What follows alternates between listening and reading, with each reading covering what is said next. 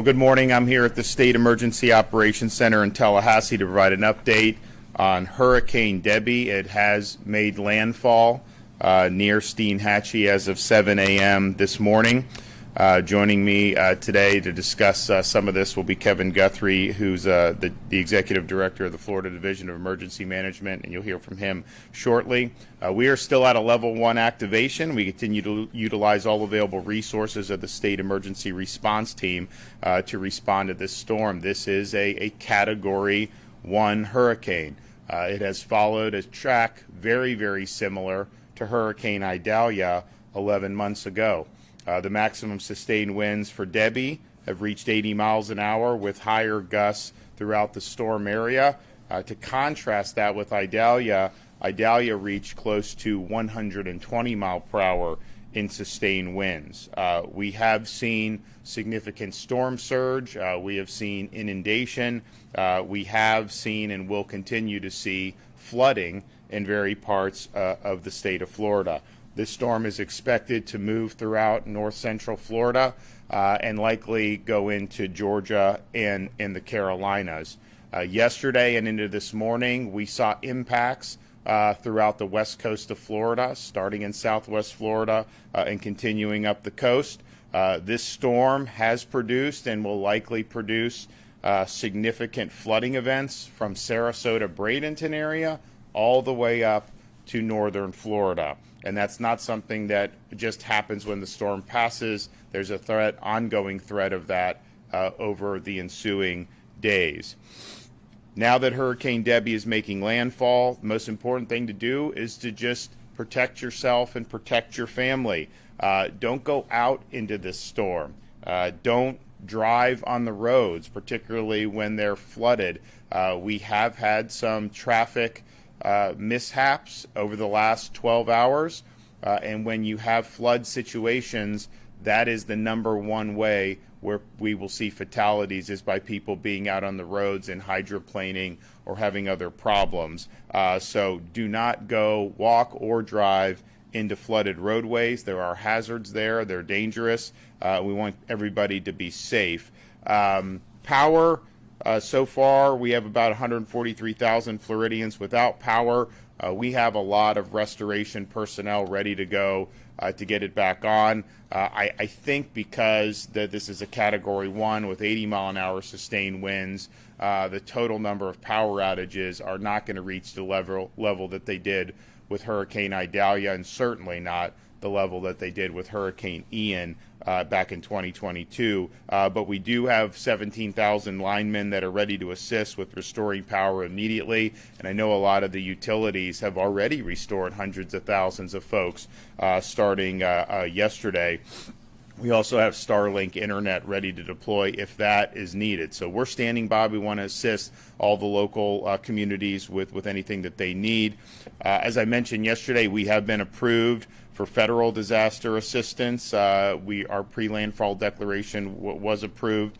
Our National State Guard are ready for search, rescue, and humanitarian assistance as needed. State emergency response teams also fully engaged in preparedness and now our response efforts.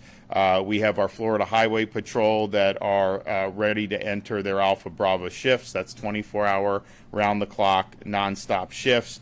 We have 3,000 service members from the Florida National Guard that are on standby, and that includes search and rescue, route clearance, distribution, and protection of critical infrastructure.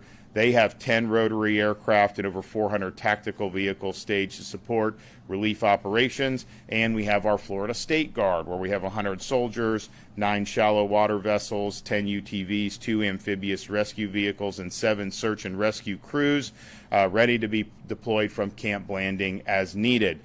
Florida Fish and Wildlife, as the flooding happens, they have 12 swiftwater rescue teams ready to go. And they are going to be very dynamic in this and move to where the problems are. We've also have on hand for this storm statewide 11 million bottles of water, almost 3 million shelf-stable meals. We do not anticipate needing to put a major dent in that at this time, but we will be ready if those circumstances change. Our Florida Department of Transportation has been clearing roads and shoulders for the last few days. Cut and toss efforts to clear roadways and highways will start as soon as the storm passes. The Sunshine Skyway Bridge and the Howard Franklin Bridge have been temporarily closed due to high winds and will be reopened as quickly as possible once conditions improve. And there are a number of roads that have been flooded and that have been temporarily closed. And so as soon as it's safe, they obviously want to get everything back open. We also have FDOT crews staged to inspect coastal bridges, and we'll be monitoring water levels at low-lying bridges near major river crossings, particularly in the northern part of Florida. As I mentioned yesterday, people with disability or special needs, if you need assistance, you can sign up at snr.flhealthresponse.com. That's Florida Department of Health, snr.flhealthresponse.com. Although we haven't had major power outages compared to some of the past storms, if you are without power and you want to use a generator, please do not use that generator inside your home. Make sure you're operating it 20 feet away from the home. We don't want to see anybody get killed based on the carbon monoxide that will build up when those are run inside people's homes. I want to thank everybody who's been involved in the preparation efforts. We've got a lot of work ahead of us. There's going to be a lot of water that's going to be dumped throughout the state, and we're going to see effects of that not just today, but in the ensuing days. But we are prepared. We have the resources that we need, and those will be deployed as needed to help with the recovery and the response efforts. And I'll turn it over now for further details to Kevin Guthrie. Thank you, Governor. Appreciate you being here early this morning and late last night and helping provide the necessary leadership that is needed for such an event like this. As the Governor indicated, I'm going to start kind of where he's left off. Safety, safety, safety. We were starting to enter places like Tallahassee, Jefferson County. It'll very quickly become Taylor County, Dixie County, where we are now cleaning up. So we need to make sure that we prevent those deaths, and I'll talk more about that. But we need to be safe. Please be safe and stay off the roads. If you are sheltering at home, do not leave at this point in time.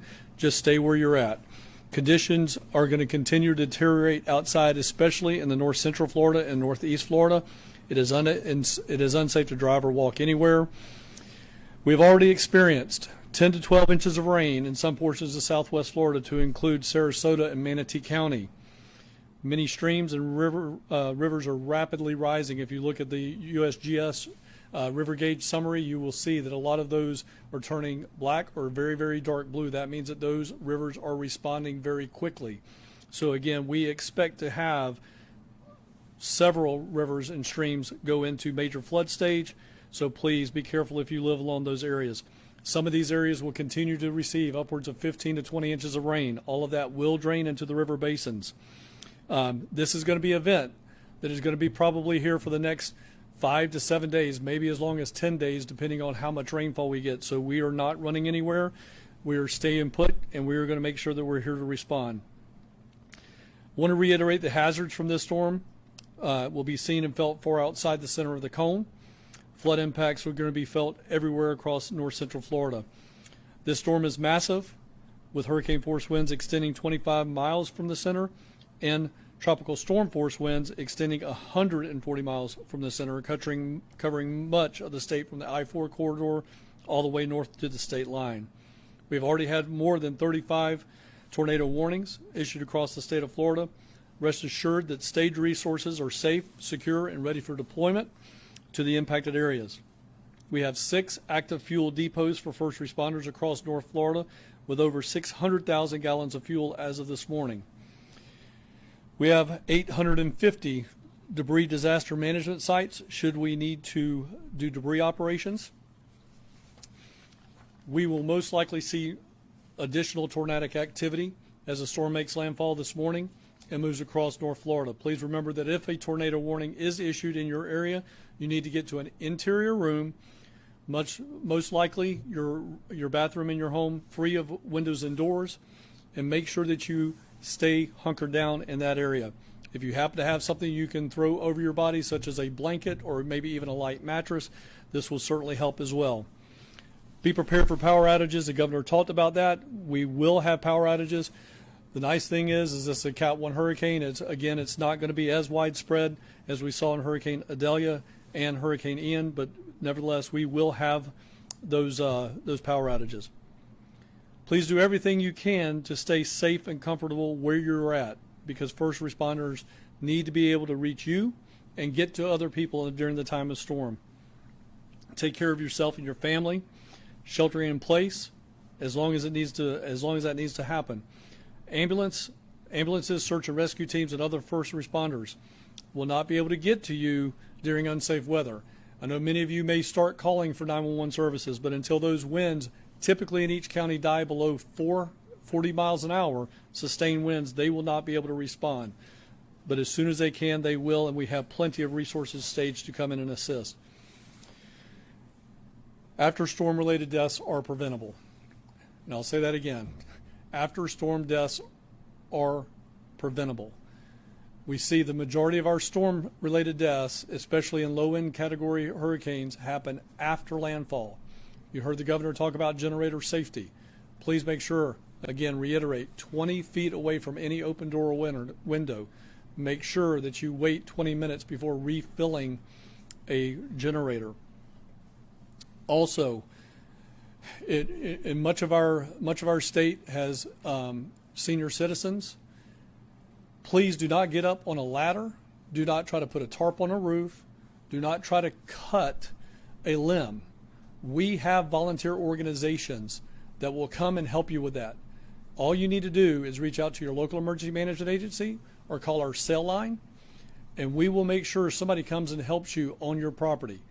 Do not risk yourself. Do not risk injury. We will come and help you. Thanks to the leadership and dedication of the Governor DeSantis, Florida is the leader in emergency management, and we continue to show it through this disaster response. We are the best at what we do. The men and women that are sitting on that floor behind me worked all night long. Most of them came in at 2 or 3 a.m. this morning, and they will be here through the duration of the day and into the night tonight. We want to make sure you get the latest information, and to do so, please continue to follow us on X and Instagram at FLSERT, that's at FLCERT, and on Facebook at FDM for updates. Governor, as always, thank you so much for your leadership and your assistance as we respond to this disaster. So as the storm continues to head north, even when it's primarily affecting southern Georgia, I mean, all that rain and all the water, when that's there, that eventually comes down into the northern part of Florida. So when you're talking about flooding, you're looking to see the water that's happening in real time as the storm passes you, but then there's going to be after effects from this storm. You're going to continue to see some of these rivers rise. So there's going to be an ongoing threat of flooding that is not going to end simply when the storm passes. So just be aware of that. Be prepared for that. We have a lot of assets in place, and we're going to be there to help people get through it. And I think that we have probably marshaled more assets than we're going to need to be able to respond. But there will likely be many days where people are going to have to look to see what's happening with the water, particularly as we talk about getting into the northern part of the state. So I want to thank everybody who's worked to get to this point. They've started preparing when this thing wasn't even an organized storm, just because we know how these things can happen. And so the preparation's been good, and now we're prepared to respond accordingly. Okay, any questions? When do you expect you'll be able to get out? So we think maybe later today. I don't know if we will fly today, but if you look at some of the places in the Big Bend, that's obviously accessible via via ground transportation. So we may do that. I know Kevin's also going to, he has staging areas in different parts of the state. He's going to move some of the resources closer to the Sarasota, Bradenton area, just because they've had a really significant amount of water dumped on them, and we're seeing the effects of that. But we will get out as soon as we can. How has the flood control around the power substations held up so far? Well, I'll let Kevin if he wants to say, but if you look at the power outage numbers, this is incredibly modest compared to what we've dealt with in past storms. I mean, Hurricane Ian, I mean, you had millions of people that were out. The restoration was the fastest has ever been for a major hurricane, but now we're talking about hundreds of thousands. Obviously, as this storm goes throughout the northern part of Florida, you may see more outages, but what we're seeing is not at the level of Idalia, and certainly not at the level of Ian. Now, whether that's because of the devices that we've put in, or just because the storm is not as powerful as those, maybe it's a combination. Yeah. I mean, the governor certainly said it best, Cody, and that is, we've got stuff out right now, and it's still being impacted, but as of right now, the substations where we have installed stuff with Florida Power and Light and a couple of other locations, no issues whatsoever on those substations. The places where we have put it out at hospitals, no issues of flood inundation into the hospitals. So these are, again, we learned this over Idalia and Ian. These are best practices, and it proves that the nation, taking Florida's lead and underneath the governor's leadership of building capability and capacity through disasters, we can be good at flood response events. So again, as the governor has said, we haven't had any issues to date. I just one more reminder: these when the water rises, when you have streets that can be flooded, that's hazardous, and in some respects, that's even more hazardous than some of the other aspects of these storms. So just please take the adequate precautions. Don't try to drive through this. We don't want to see traffic fatalities, adding up because people are out there when the roads aren't safe yet. It'll be fine. All this stuff gets taken care of. All the roads will be open in the not too distant future. These guys are working really hard, but sometimes when there's a lot of water on the roads, it can be very, very hazardous. So please don't tempt fate. Don't try to go and go through these flooded streets.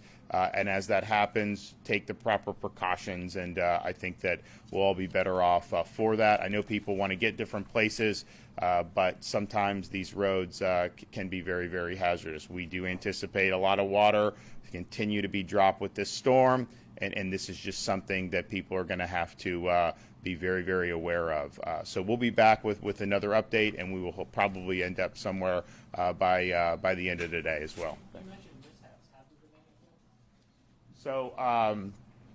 any? So when you deal with storms, if there's a traffic accident, we count it, right? We do have a report in Dixie County of a car hydroplaning and crashing. We also have a report, an 18-wheeler in Hillsborough County, right off I-75.